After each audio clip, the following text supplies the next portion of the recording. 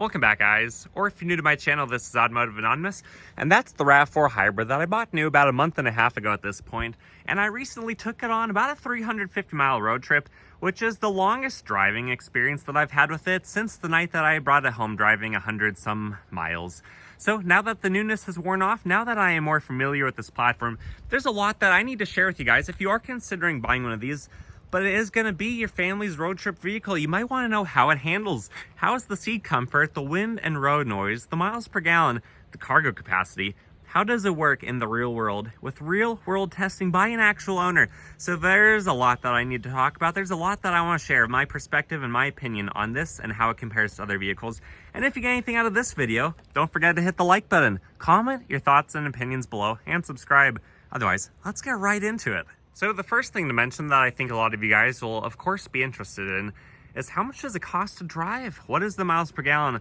On my road trip, this was all 80 miles per hour, other than a few areas that did have some construction which slowed you down to maybe 55 to 65 for short periods of time. So on the first 150 miles, I got about 35.5 mpg, but over the whole duration, it dropped down to around 32, 33 on average.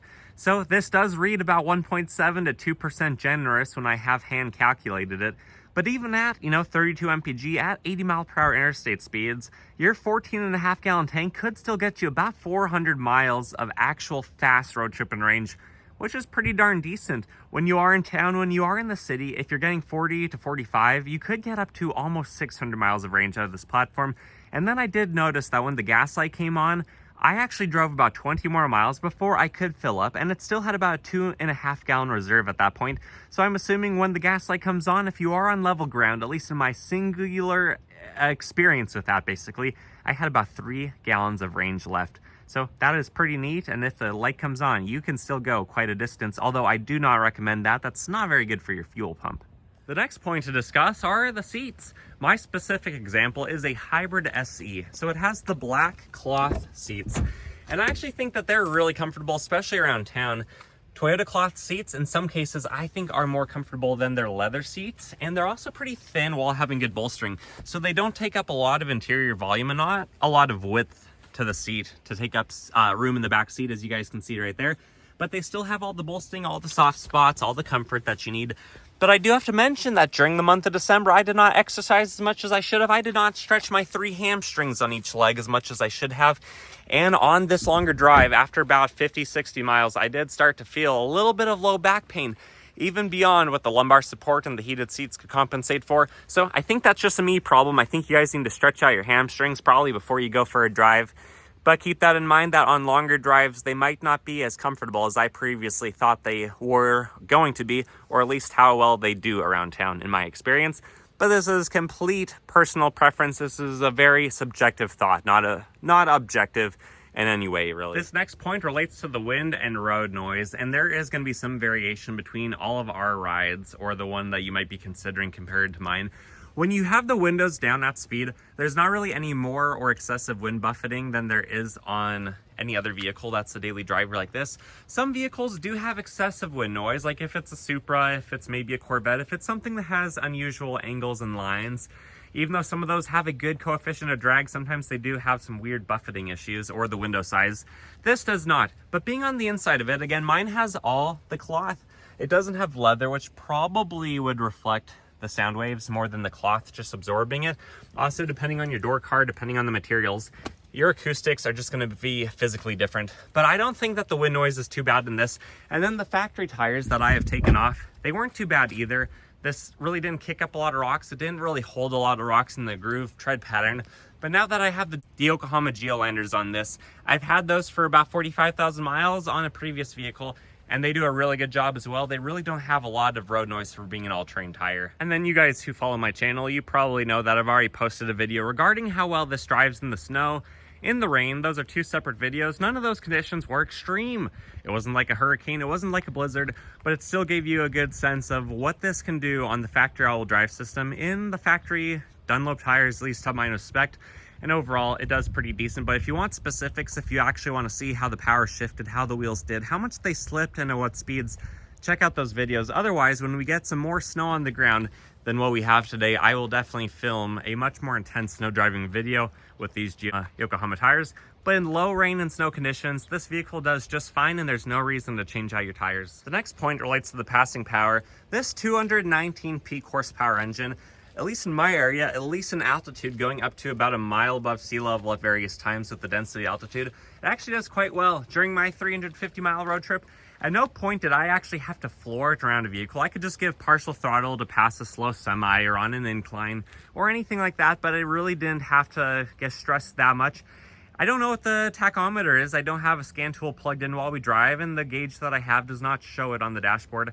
But honestly, it was pretty easy cruising. I had the vehicle loaded down pretty well, and this still did a very good job even without having to go full throttle. It didn't feel like the engine was that stressed out. And if you don't have a hybrid one, you're not going to lose a lot of benefit because the hybrid system mostly powers the vehicle at low speeds. It doesn't compensate for all the extra demand at high speeds with high RPMs as much as you might think it would. The next topic is stability on the road. This is actually more stable than our 2025 Subaru Forester. I think that's partially because it weighs more while being basically the same footprint overall. But I came from an outback wilderness, and this vehicle is not as stable at speed as that. It is more stable than I was expecting it to be, knowing how our Subaru Forester compares. But I don't think without the extra couple hundred pounds, without the extra foot of length for the overhanging, making it less likely to change directions on the road, I don't think it has the same stability as that.